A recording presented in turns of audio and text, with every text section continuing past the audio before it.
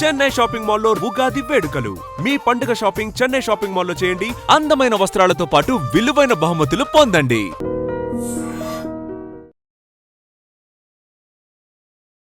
రాజ్యం మా బూతులు ఎక్కడ నేర్చుకున్నారు? మా డైరెక్టర్ గారు అండి. బూతులు అంటే మరీ బూతులు కాదండి, దొంగ కొడుక ఇవి ఉంటాయి కదా అవి.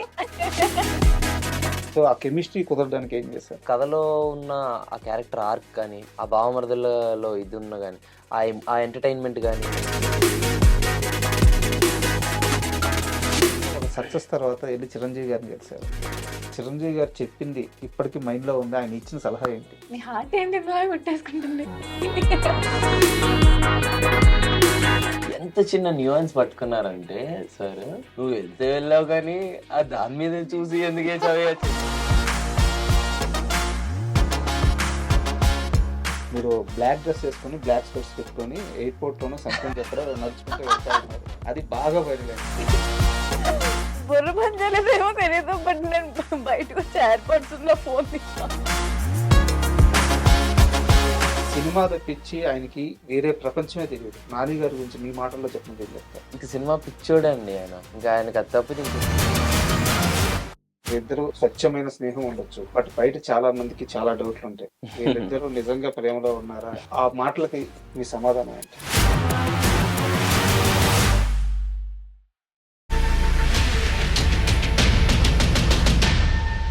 Hi, welcome to my show. ఇప్పుడున్న పరిస్థితుల్లో ఇండస్ట్రీలో టాప్ పేరు అంటే రోషన్ శ్రీదేవి. వీరిద్దరి పేరే అనిపిస్తుంది. వీరు కోర్టు మూవీతో ఆల్రెడీ ఓ సూపర్ సక్సెస్ కొట్టారు. ఇప్పుడు బ్యాండ్ మేళ మూవీతో మన ముందుకు రాబోతున్నారు. ఈ నేపథ్యంలో రోషన్ శ్రీదేవి ఇద్దరు మన ముందున్నారు. వాళ్ళని అడిగి బ్యాండ్ మేళ మూవీ విశేషాలతో పాటు వాళ్ళ కెరీర్ విశేషాలు తీసుకుందాం. హాయ్, నమస్తే. అంటే మామూలుగా ఎవరన్నా గెస్ట్ వస్తే ఎలా ఉన్నారు అని అడుగుతాను ఫస్ట్. మీ ఇద్దరిని అడగాల్సిన అవసరం లేదు. చాలా ఎనర్జీగా సూపర్గా ఉన్నారు. తాత ఓ మామూలు డ్రైవర్, గవర్నమెంట్ కార్యాలయంలో ఒక డ్రైవర్. మీ తాతగారు మస్తాన్, కరెక్టా? మీ నాన్నగారు ఒక చిన్న వైద్యుడు ఊర్లో. వైజాగ్ ఏజెన్సీ ప్రాంతం, కోనవరం. కోనవరం. తాతగారు is right, is a government driver. నాన్నగారు is a private accountant. Okay. Agency ప్రాంతం, చాలా రూరల్ ఏరియా. ఒకరోజు డిసైడ్ అయ్యారు, డాన్సర్గా కెరీర్ని మలుచుకోవాలనుకున్నారు, డ్యాన్స్ నేర్చుకున్నారు, హీరో అవ్వాలని ఒకరోజు డిసైడ్ అయ్యారు. మీకోసం మీ కుటుంబం మొత్తం బట్టలతో సహా ఇంటితో సహా మొత్తం సర్దుకొని మీ కెరీర్ని నిలబెట్టాలని హైదరాబాద్కి ఒట్టి చేతులతో పొట్ట చేత పట్టుకొని ఒకరోజు వచ్చేసారు. ఆ రోజు ఈ రేంజ్కి వస్తానన్న ధైర్యం మీకుందా? It's very special question. అయ్యో,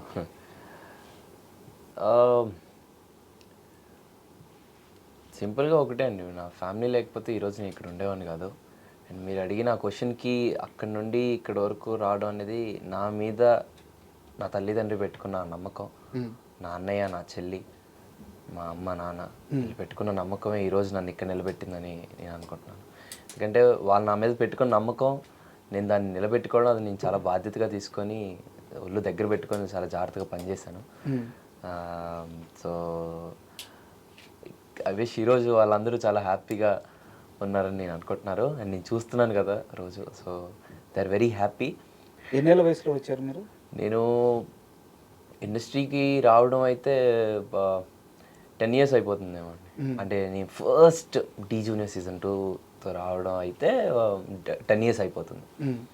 సో నేను డాన్సింగ్ స్టార్ట్ చేసింది ఒక 5 years ఆ టైంలో అనుకుంటా, లైక్ ర్యాండమ్గా. అంటే చాలా హ్యాపీగా ఉంది, ఎందుకంటే ఇప్పుడు మీరు ఇంటర్వ్యూకి వచ్చారు, మీ చుట్టూ ఒక నలుగురు ఉన్నారు, నలుగురికి ఉపాధి ఇస్తున్నారు, నలుగురికి ఉపాధి కల్పించే స్థితికి వెళ్ళారు, కొన్ని లక్షల మందికి మీరు ఈరోజు నచ్చుతున్నారు. ఆ రోజు తీసుకున్న ఒక నిర్ణయం ఈరోజు రోషన్ని వేరే స్థాయిలో నిలబెట్టింది. ఆ రోజు తీసుకుందే అసలు నాదేం కాదండి, మా నాన్న, మా అమ్మ, నా ఫ్యామిలీ తీసుకున్న నిర్ణయం ఈరోజు నన్ను ఇక్కడ కూర్చోబెట్టింది, ఈరోజు ఇక్కడ నిలబెట్టింది. Thank you. అండ్ మీకు కాకినాడ లాంటి ఒక టౌన్, ఒక ఆడపిల్ల అంటే స్కూల్కి వెళ్ళాలి, కాలేజీకి వెళ్ళాలి, ఎత్తిన తల దించకూడదు. అలాంటి వయసులో, చాలా చిన్న వయసులో నేను రీల్స్ చేస్తాను, నేను స్టార్ని అవుతాను, చాలా చిన్న వయసులో బలంగా నమ్మిన తరువాత చుట్టుపక్కల ఉన్న బంధువులు ఆడపిల్లనేంది అలా వదిలేశారు, ఆడపిల్లనేంది అలా పెంచుతున్నారు, ఇలాంటి మాటలన్నీ మీ అమ్మగారు విన్నారు, మీరు విన్నారు. అన్నిటిని దాటుకొని సోషల్ మీడియాలో ఒక స్టార్ అయ్యారు. ఈరోజు ఇలా ఒక స్టార్ హీరోయిన్గా నా ముందు కూర్చున్నారు. సో ఈ జర్నీ అంతా ఒక్కసారి వెనక్కి వెళ్తే ఏమనిపిస్తుంది? అంటే మమ్మీ చాలా సపోర్టివ్. నాకంటే ఎక్కువ మమ్మీకి నేను హీరోయిన్ అంటే అలా సిల్వర్ స్క్రీన్ మీద చూసుకోవాలని మమ్మీకుండే. మా ఫ్యామిలీ సైడ్ అంతా వాళ్ళెందుకు అలాగా రీల్స్ దాన్ని చదివించు మంచిగా అంటే నేను చదువుకుంటున్నప్పుడే చేసేదాన్ని. అంటే ఫ్రీ టైమ్ ఉన్నప్పుడే చేసేదాన్ని. బట్ ఎందుకు రీల్స్ అవన్నీ ఆపించేసేయి అన్నారు. మమ్మీ అస్సలు ఎప్పుడు వినలేదు. శ్రీదేవి అంటున్నట్లే స్టార్టింగ్‌లో అసలు మా నాన్నకి నా మీద ఎలా నమ్మకం ఎలా ఉండిందో అసలు నాకు తెలీదు. ఆబ్వియస్లీ ఏం బ్యాక్‌గ్రౌండ్ లేకుండా ఇండస్ట్రీ అంటే చాలా చాలా కష్టం. యూనో ఎన్ని ఆఫీస్‌లు, ఎన్ని ఆడిషన్‌లు, ఎన్నో అంటే అందరూ అంటూ ఉంటారు సక్సెస్ ఇలా మంచి మంచి సినిమాలు చేశాడు, కోర్ట్ అని మంచి సినిమా దొరికిందనుకుంటారు. But I want strongly say this, నాకు కోర్ట్ అనే సినిమా తగలడానికి 10 ఏళ్ళు పట్టింది. రాత్రికి వచ్చిన సక్సెస్ కాదు. 10 ఏళ్ళు పట్టింది నాకు ఆ రోజు తగలడం. మార్చ్ 14th 2025 మార్చ్ 14th అనే ఆ ఒక్క ఫ్రైడే నాకు రావడానికి నాకు 10 ఏళ్ళు పట్టింది. ఇది నాకు తెలిసి నేను ఎప్పుడు ఎక్కడ ఎవరికి చెప్పలేదు. నాకు మార్చ్ 14th 10 ఏళ్ళు పట్టిందండి నేను అక్కడి వరకు రావడానికి. క్వశ్చన్ యాక్చువల్గా ఈ సక్సెస్ అంటే మీరు అన్నట్టు చాలామంది రాత్రికి స్టార్ అయిపోయాడు ఇలా అనుకోవచ్చు. బట్ ఇది ఒక 10 సంవత్సరాల ప్రయాణం. ఈ 10 సంవత్సరాల ప్రయాణంలో ఈ అనుభవాన్ని నేను మర్చిపోలేను, గుడ్ ఆర్ బ్యాడ్. ఆ రోజు జరిగిన ఘటన నేను మర్చిపోలేను అనే ఒక ఇన్సిడెంట్ ఏదైనా ఉందా? పర్టికులర్గా నేను ఎందుకు అడుగుతున్నానంటే ఇప్పుడు నీ ఏజ్ గ్రూప్లో ఉన్న వాళ్ళు మంచైనా చెడైనా షేర్ చేసుకుంటే చాలామందికి అది ఇన్స్పిరేషన్ అవుద్ది. సో అందుకు అడుగుతున్నాను. ఫస్ట్ ఇండస్ట్రీలోకి రావడం అనేది ఒక రియాలిటీ షో ద్వారా జరిగిందండి. బట్ దాని ముందు అంటే ఇండస్ట్రీకి వచ్చిన దగ్గర నుంచి చెప్తున్నాను, బట్ దాని ముందు ఇంకా చాలా ఉండింది. Start with industry. First step ఒక రియాలిటీ షోలో చేశాను. బట్ దాంట్లో నాకు ఫస్ట్ హిట్ బ్యాక్ అయింది. అందులో నుంచి ఫస్ట్ ఎలిమినేషన్ నేనే అయ్యాను ఆ షోలో. అండ్ దెన్ నేను చాలా చిన్నపిల్లోని ఏంటి ఎంతమందిలో నేను ఎలిమినేట్ అయిపోవడం ఏంటి అన్న ఒక ఫీలింగ్లో ఉన్నప్పుడు ఐ స్టిల్ రిమెంబర్ అన్నపూర్ణ స్టూడియోస్లో అలా డౌన్ దిక్కుంటూ వస్తున్నాను. మా నాన్న నాతో అన్న ఒక మాట, నీ కెరీర్ ఇప్పుడే స్టార్ట్ అయింది, నువ్వెందుకు ఇలా ఉన్నావు, చాలా లైఫ్ ఉందిరా, విల్ గో ప్లేసెస్, ఇదంతా పిచ్ లైట్, నీకు చాలా టాలెంట్ ఉంది, విల్ గో సమ్వేర్, అంత లైట్ తీసుకో, ఎటు వెళ్దాం అని చెప్పని అన్నారు. ఆ మాట నాకు ఇప్పటికీ బాగా గుర్తుంటుంది. అండ్ దాని తర్వాత కీప్ ఆన్ వర్కింగ్. నేను ఏది నా మనసుకు తీసుకున్నాను కదండి. అంటే ఇప్పుడు నేను ఒక సినిమా చేస్తున్నాను అనుకోండి, అందులో వేరేవాడు ఏం చేస్తున్నాడు, ఇంకోటి ఏం చేస్తున్నాడు, అయ్యే నేను మనసులో తీసుకున్నాను కాదు. నాకు వచ్చింది నేను ఎంత బాగా పోర్ట్రే చేసుకున్నాను అనేది నేను ప్రతిసారి చూసుకునేవాడిని.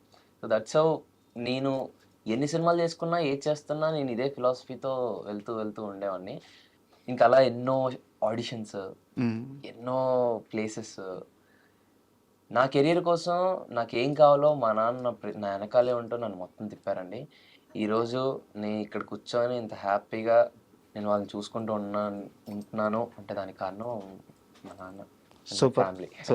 అండ్ కాస్త ఇంటర్వ్యూ ఎమోషనల్ అయింది కాబట్టి మనం శ్రీదేవి గురించి కాస్త ఫన్నీ విషయం తెలుసుకుందాం. ఎమోషనల్ అంటే ఫస్ట్ టైం అంటే నాకు ఇలా ఒక ఫ్యామిలీ సైడ్ నుండి అడగడం it's very special.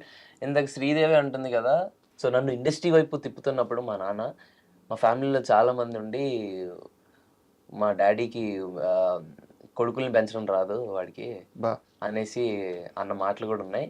So from there to is very happy now. నేను ఆ మనిషిని చూడగలుగుతున్నాను, ఆయన ఎంత హ్యాపీగా ఉన్నారో. అండ్ మేము ఎప్పుడైనా ఎదురెదురుగా కూర్చొని ఏం మాట్లాడుకోం కానీ మనసులో చాలా హ్యాపీ ఉంటుంది. అంటే ఒక మిడిల్ క్లాస్ ఫ్యామిలీలో ఉన్న ఈ సిచ్యువేషన్స్ చాలా ఉంటాయి.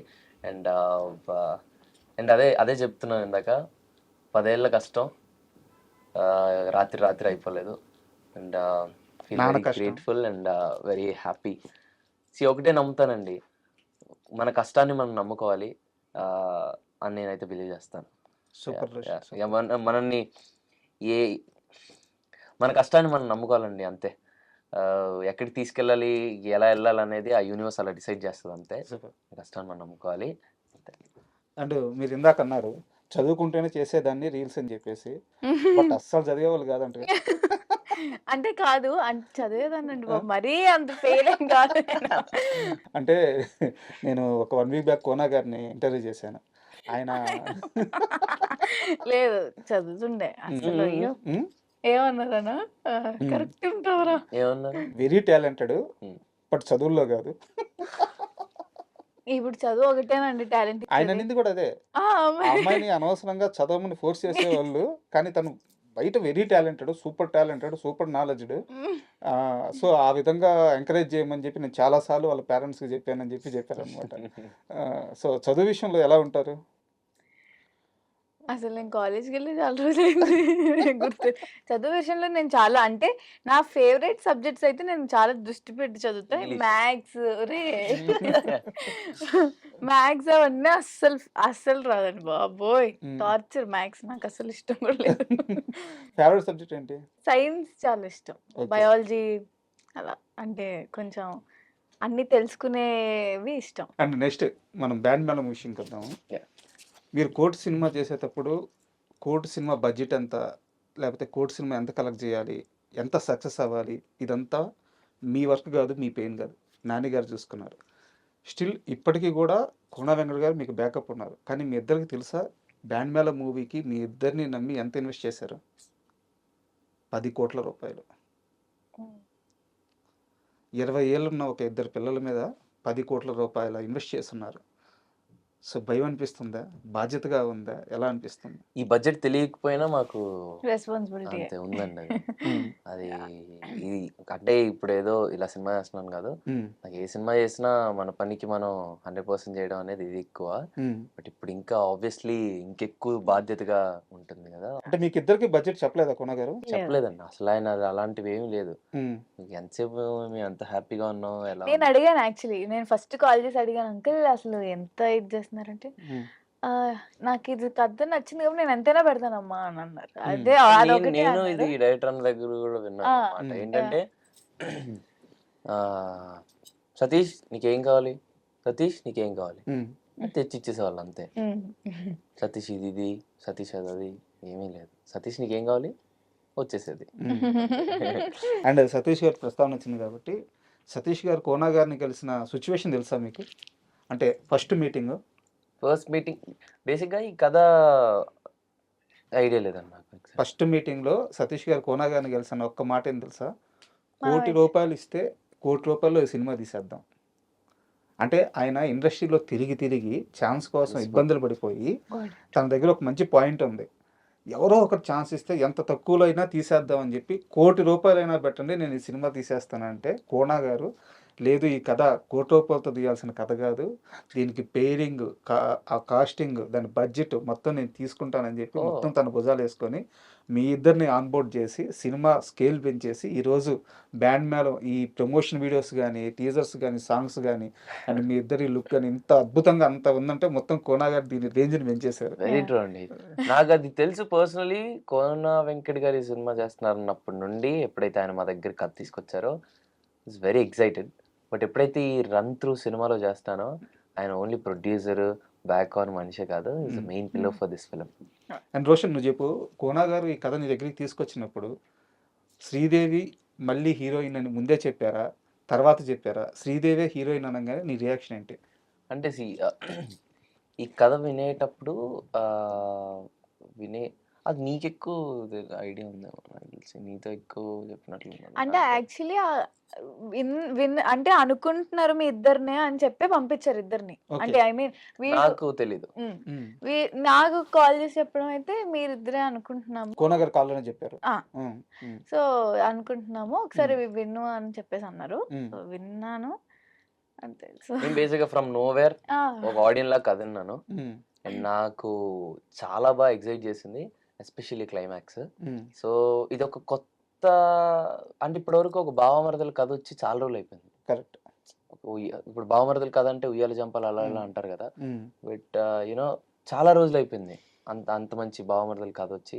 బట్ ఇప్పుడు ఇంత మంచి కోట్తో చందు జాబ్లీని ఇంత ఓన్ చేసుకున్న ఆడియన్స్కి మళ్ళీ మేమిద్దరం ఒక భావమరదల్లా చేస్తే ఎలా ఉంటుంది అన్న ఫీలింగ్, అది ఎప్పుడైతే మళ్ళీ చెయ్యాలి అని ఎప్పుడైతే మీ ఇద్దరు చేస్తేనే బాగుంటుందని నాకు ఎప్పుడైతే కోన గారు చెప్పారో దట్ హిట్ మీ. అరే కరెక్ట్ అంటే ఇప్పుడు కోర్టులో చందు జాబులే ఆర్ వెరీ డిఫరెంట్ అండ్ ఇప్పుడు ఒక భావమరదల్లాగా ఒక యాదగిరి ఒక రాజమ్మ చేస్తే వి వెరీ సర్ప్రైజింగ్ అనేసి అలా జరిగింది. ఆయన క్యారెక్టర్ పేర్లు ఎలాగో తీశారు కాబట్టి రాజం మా బూతులు ఎక్కడ నేర్చుకున్నారు?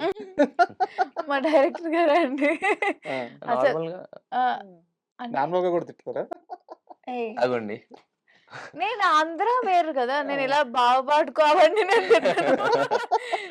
ఆంధ్ర బూతులు తిడతారా? ఆంధ్ర బూతులంటే మరీ బూతులు కాదండి. ఆ, దొంగ నా కొడుకా ఇవి ఉంటాయి కదా! అవి. ఆ, అవి మాత్రం. డబ్బింగ్ కష్టమైందా బాగా? లేదు. ఎందుకంటే ఆహ్, హ్మ్.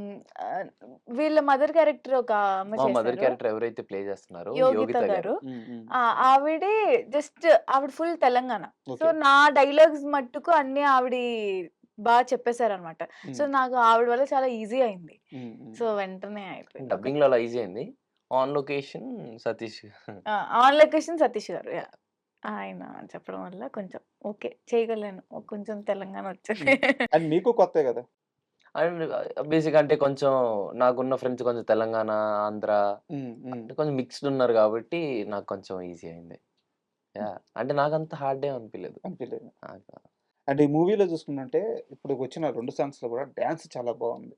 అంటే మీకు కోర్ట్‌లో మీ ఇద్దరు క్యారెక్టర్‌లకి కొంత పరిధి ఉంటది. లవ్ స్టోరీ తర్వాత అక్కడ ఒక సీరియస్ సబ్జెక్ట్ ఉంది. హ్మ్. బట్ ఇక్కడ అలా కాదనమాట. సో, టోటల్ బావ మరదలు కథనమాట. అవును. సో, ఆ కెమిస్ట్రీ ఎలా కుదిరింది? అంటే ఇక్కడ చాలా అవసరం. హ్మ్. కోర్ట్ మూవీ విషయానికొస్తే ఒక సీరియస్ సబ్జెక్టు దాంట్లో లవ్ ఉంటది కొంత పార్ట్. బట్ ఇక్కడ అలా కాదు కదా! హ్మ్. హ్మ్. హ్మ్. సో, ఆ కెమిస్ట్రీ కుదరడానికి ఏం చేశారు? ఆహ్, కథిన్నప్పుడే బేసిక్‌గా నేను కథిన్నప్పుడే ఐ వాస్ వెరీ ఎక్సైటెడ్. ఎందుకంటే ఆ కథలో ఉన్న ఆ క్యారెక్టర్ ఆర్క్ కానీ, ఆ భావమరదలలో ఇది ఉన్న గాని, ఆ ఎంటర్‌టైన్‌మెంట్ గాని, ఆ ఎమోషన్ గాని అవన్నీ ప్రాపర్‌గా అర్థమయ్యాయి. అంటే బేసిక్‌గా సతీష్ డైరెక్టర్ గారు ఎలా నరేట్ చేస్తారంటే, ఆయన ల్యాప్‌టాప్ ఆన్ చేసుకొని ఇలా కూర్చొని నేను చెప్పను, నేను నించొని చెప్తానని ఆయన నించొనే మొత్తం నరేట్ చేశారనమాట. ఓకే. సో, ఆయన నరేట్ చేసిన దాంట్లో ఏదైతే ఆ కన్విక్షన్ ఇప్పుడు నేను కట్ చెప్తుంది మీరు ఈ కథను ఓకే చేసేయాలన్నట్లు చెప్పలేదు. అండ్ బ్యాక్ ఆన్ ఈ స్టోరీ నాకు ఐడియా ఉంది. ఏదైతే ఆయన ఎన్నో ఆఫీసులు తిరిగి ఎన్నో దగ్గరని. బట్ ఆయన కథ చెప్పేటప్పుడు మట్టుకు ఆయన వెరీ కన్విక్షన్‌తో వెరీ జెన్యూన్‌గా ఈ కథ చాలా బావుంటది.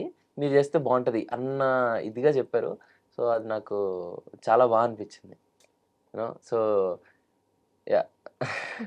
అది ప్లస్ కూడా అయింది. ఆ కథలో భావమరుదులు ఎలా ఉన్నారని అర్థమైపోయింది. హ్మ్. ఆయన కన్విక్షన్‌తో, ఆయన ఇదితో అర్థమైపోయింది. అండ్ ఒక భావమరుదులు అన్న తర్వాత ఆ చనువు ఎలా ఉంటదో ఐడియా ఉంటది గదా! సో, ఇగ అది మాకు చాలా ఈజీ అయిపోయింది. హ్మ్. బికాజ్ మేము కోర్ట్ కంటే ఒక ముందు 2 ఇయర్స్ ముందు నుంచి మేమిద్దరం ఫ్రెండ్స్ అనమాట. సో, మా కోర్ట్‌తో ఇంకెక్కువ క్లోజ్ అయ్యాం. మేము ఇంక బ్యాండ్ మేళం చేసేటప్పుడు ఇంక ఫుల్‌గా ఎంజాయ్ చేసాం. So, yeah! అది అందులో కెమిస్ట్రీ కోసం ఏమి వర్క్ చేసిందేం లేదు. మేము జస్ట్ ఎంజాయ్ చేసుకుంటూ చేస్తాం. యాక్చువల్‌గా మీ ఇద్దరు చాలా ఇంటర్వ్యూలో చెప్పుకున్నారు. మేము కోర్ట్ కంటే ముందు 2 ఇయర్స్ ముందే ఫ్రెండ్స్ అని చెప్పేసి. అసలు ఫస్ట్ మీటింగ్ మీ ఇద్దరిది ఎక్కడ, ఎలా జరిగింది గుర్తుందా మీ ఇద్దరికి? ఆఫ్ కోర్స్ నా బర్త్‌డే రోజు. హ్మ్. December 2022 2 yeah! హ్మ్. అప్పుడు కలిసారు రోషన్ ఫస్ట్ టైమ్. హ్మ్. అంటే ఎలా కలిసారు? బర్త్‌డే రోజు ఎందుకు నేను కలిసారు? ఫోన్ చేసి పిలిచాండి అంతే.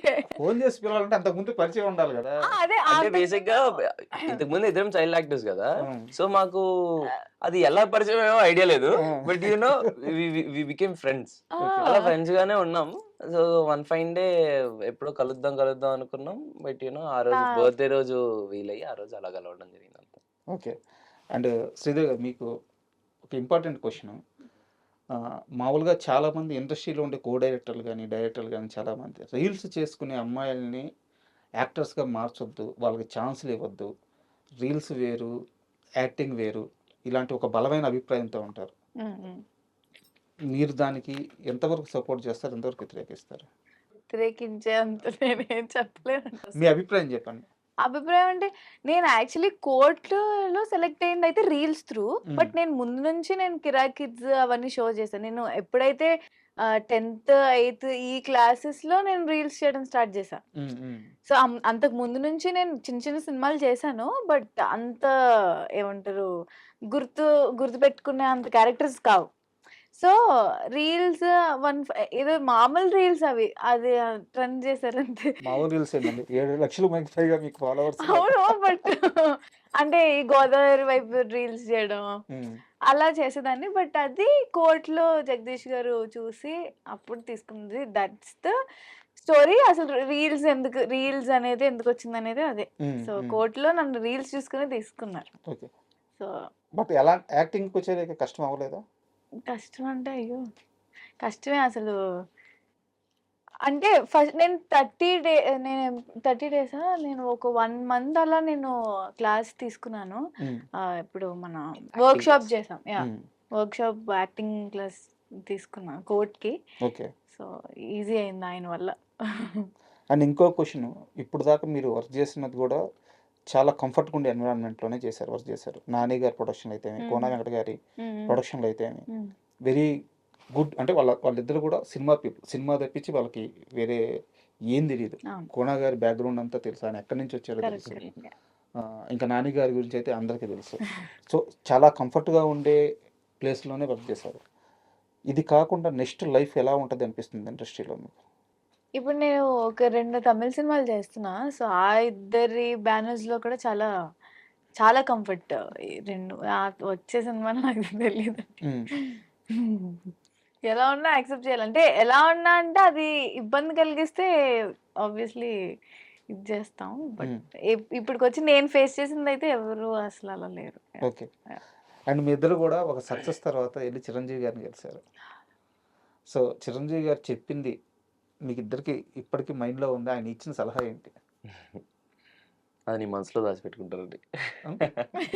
ఏం చెప్పారు ఆయన? నీ హార్ట్ ఏంటి ఇందులో కొట్టేసుకుంటుంది? బిగ్ ఫ్యానా? ఆయనకి చాలా ఇష్టం. ఏం చెప్పారు? యాక్చువల్లీ ఆయన చెప్పింది కూడా నేనే వీడియో తీసాను, రికార్డ్ చేసింది. సో ఆ రోజు వెళ్తున్నా అప్పటి నుంచి వాడు ఫుల్ టెన్షన్ అనమాట. అయ్యో ఏం మాట్లాడా, ఆయన చూస్తే నేను అసలు స్పెల్ బౌండ్ అయిపోతా అన్నట్టు. సో నేను వెళ్ళినప్పుడు ఆయన షర్ట్ మీద ఆటోగ్రాఫ్ రాస్తున్నారు. సో అది నేను నార్మల్గా ఫోటో తీస్తున్నా, సరే వీడియో క్యాప్చర్ చేద్దామని స్టార్ట్ చేసా. అప్పటి నుంచి చెప్తున్నా, అప్పటి నుంచి ఆయన స్టార్ట్ చేశారు. సో అంటే బేసిక్గా దాని తర్వాత ఆయన అంటే ఐ మీన్ సార్తో కూర్చొని మాట్లాడేటప్పుడు కానీ అంతా నాకు బేసిక్గా అదంతా ఏదో ఒక డ్రీమీ ఫీల్ లా అనిపించింది. It was very nice. ఆయన చెప్పిన మాట కళ్ళమే ఒకటే అంటే మీరు ఆయన ఏం చెప్పారు అని గుర్తుపెట్టుకోమంటున్నారు. బట్ ఆయన కలిసి అలా చూస్తూనే ఉండిపోయాం. అలాగే ఉన్నాం. చాలా మాటలు చెప్పారు. లైక్ ఒక మాట అన్నారు, యా ఐ రిమెంబర్. ఒక రోజు ఆయన వెళ్ళి మీ అందరం ఒక క్యారెక్టర్ గురించి మాట్లాడుకునేటప్పుడు అందరి గురించి ప్రే చేసిన తర్వాత ఎంత చిన్న న్యూయన్స్ పట్టుకున్నారంటే సార్, కోర్ట్ ఫిలిం షూట్ చేసేటప్పుడు ఒక మెయిన్ సీక్వెన్స్ ఏదైతే 16 నిమిషాలు ఏం చేస్తారు అన్న సీక్వెన్స్లో పెళ్లి మండపం పైకి వెళ్ళాక జగదీష్ అన్న ఇటు సైడ్ ఒక ఫ్రేమ్, అటు సైడ్ ఒక ఫ్రేమ్ పెట్టారు. ఎందుకంటే ఒకటి CC camera point of view, ఒకటి ఈ ఫ్రేమ్, 2 పెట్టారు. అండ్ జగదీష్ అన్న చెప్తున్నారు, రోషన్ నువ్వు ఇప్పుడు ఏదైతే మీ ఇద్దరు అంటే మా ఇద్దరికి ఏదైతే మీరు చేస్తున్నారో ఇది బాగా గుర్తుపెట్టుకోండి. సేమ్ ఎందుకంటే వేరే యాంగిల్లో కూడా చేయాలి అన్నట్లు, సేమ్ హ్యాండ్ యాక్షన్ దాన్ని ఓకే అని అన్నా.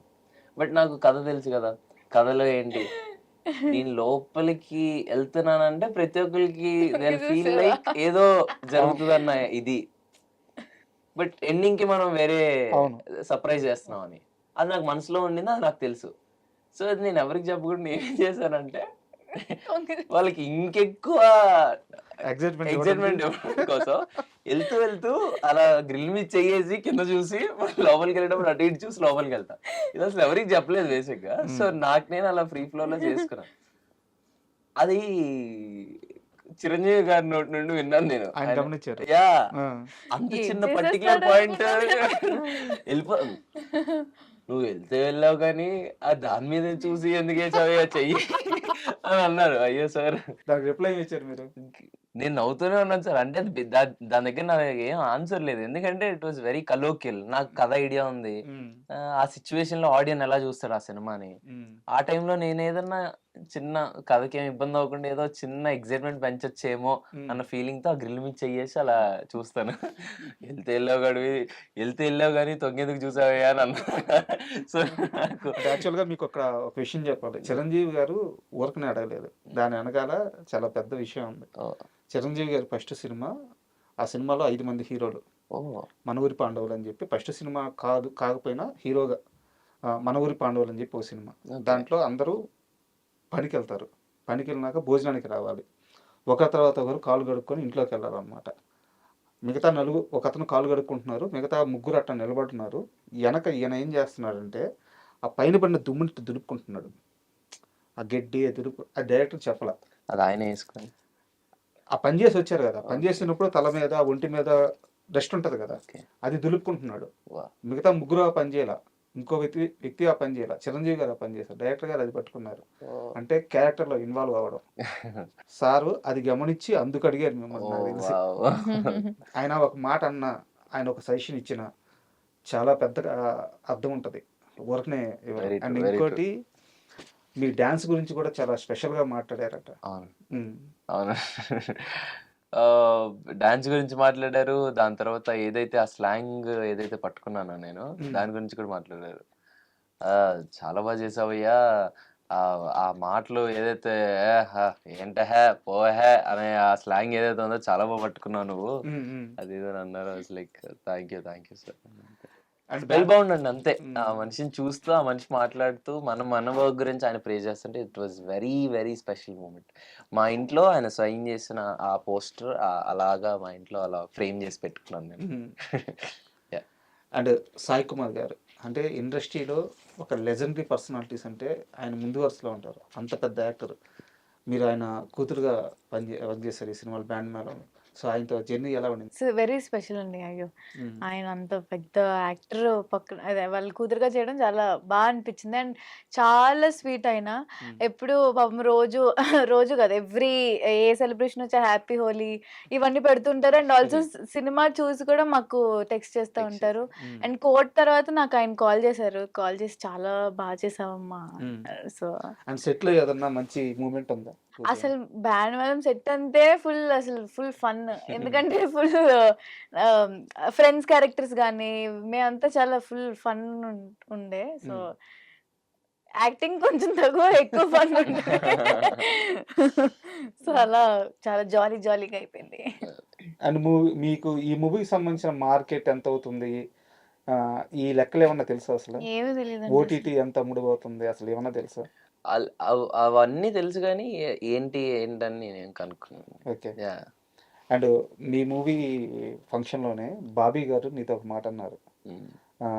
నువ్వు త్వరగా పెద్ద అయిపోతే నీతో నా లవ్ స్టోరీ తీయాలని ఉంది. ఎందుకు అంత స్పెషల్ మూమెంట్ బాబీ గారికి? అంటే బ్యాండ్ మేళం వ్యాలంటైన్స్ డేకి ఫస్ట్ సాంగ్ రిలీజ్ చేద్దాం అనుకున్నాం, దానికి పోస్టర్ కూడా వేసాం. బట్ సడన్ గా కోన వెంకట గారికి ఒకటి స్ట్రైక్ అవుతుంది. ఏదైతే శివ నిర్వాణ గారు డైరెక్ట్ చేసిన నిన్ను కోరి సినిమాలో ఆ ఫస్ట్ గ్లిమ్స్ ఏదైతే రిలీజ్ చేశారో అది ఇప్పటికీ చాలా మందికి గుర్తుండొచ్చు. ఇది అమ్మాయిలంతా ఇంతే బ్రదరు, అన్ని అలవాట్లు ఉన్నోని ప్రేమిస్తారు, ఏమీ అలవాట్లు లేనని పెళ్లి చేసుకుంటారు. అది ఎందుకో సడన్గా స్ట్రైక్ అయింది.